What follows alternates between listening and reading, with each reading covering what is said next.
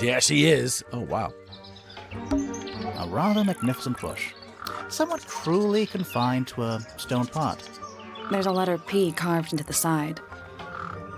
A rather magnificent bush. There's a letter P carved into the side. What's with those little windows down there? I think they're there for draining rainwater. Oh, Ow. bird diagrams. Hand-painted. They're beautiful. Someone really knows their stuff. My little writing desk. It's kind of cute. There's nothing written in the book, although someone's torn a page out of the middle. My little writing desk. There's nothing written in the book. They're bird cages, but the birds are coming and going freely. Is that a metaphor? Oh, it totally is. Yeah, man. Check out that butterfly.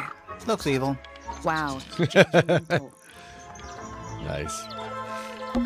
They're bird cages, but the birds Is are... that a metaphor? Oh, it totally is. Okay.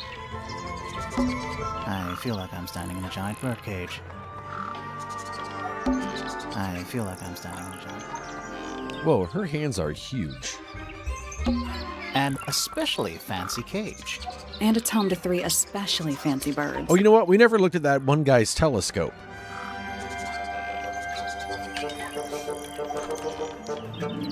3 brightly colored birds in a heavy, ornate cage. All right. Interesting. Oh, just beautiful. What is it? Huh? Sort of a delicate jade, but with a little seafoam green, is that right? Sorry?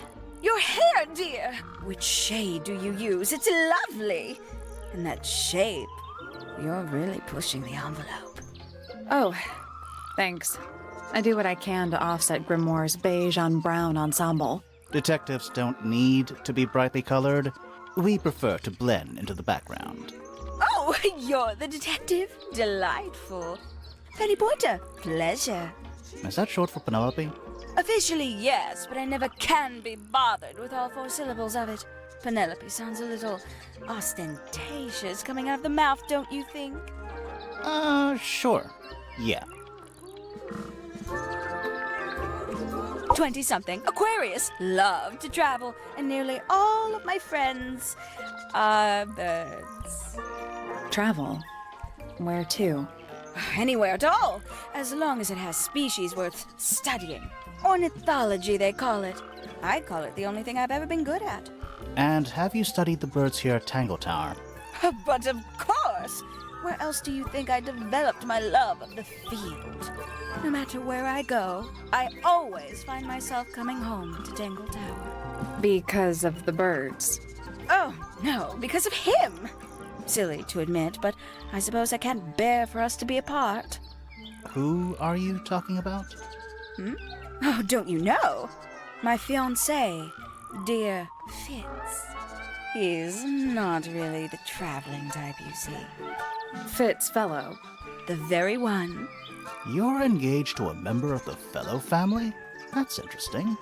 I'm not especially interested in whatever tedious feuding goes on between our 2 families. Fitz and I find it much easier to stay out of it altogether. I awoke early and headed down into the greenhouse to see Fitz. He's always there, crack of dawn, every morning like clockwork. How come? It's where he's happiest. That and he has a great deal of work to do every day, watering, pruning, mulching, whatever that is. Do you help him with the work in the greenhouse? Oh, no. I wouldn't dream of it. I'd probably break something. So, you stayed with Fitz the whole day? No. In the early afternoon, he went back inside. Rather suddenly, as it happens. Did he say why? He didn't. Probably just a touch of heat stroke, the poor dear. He's more delicate than you'd think. What did you do after that? Let's see. I returned to the aviary to feed my birds. And how many birds are you responsible for? Officially 4, but in truth it's more like 400. Can they not feed themselves? Of course, and they often do. But I think they just like the company. As do I.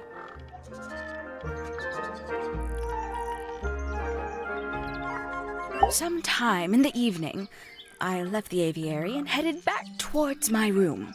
But in the hall, I spotted Uncle Pointer heading down the stairs. He was muttering something.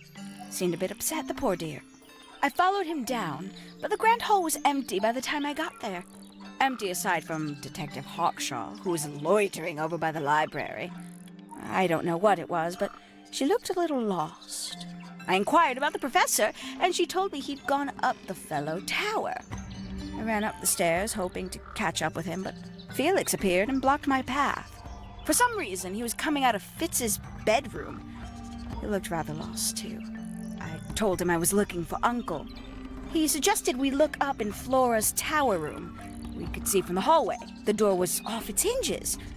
I knew then something was terribly wrong. A moment later, we were gazing down on the body of poor Freya. Uncle Pointer was there. Fitz, too, standing over in the corner with Fifi and Poppy. What about Flora? Of course, silent as ever. Uncle suggested we should leave. Give the others some space, you know. So he and I both returned to our rooms in Pointer Tower. So Fitz, I think, was the first one there, right? Yeah, he's the one that broke the door down. We can get into Penny's room now. Okay. Now, like, right now? Let's go in a second. That's all the statements. Let's go over them all. Later, I want to go look at the telescope.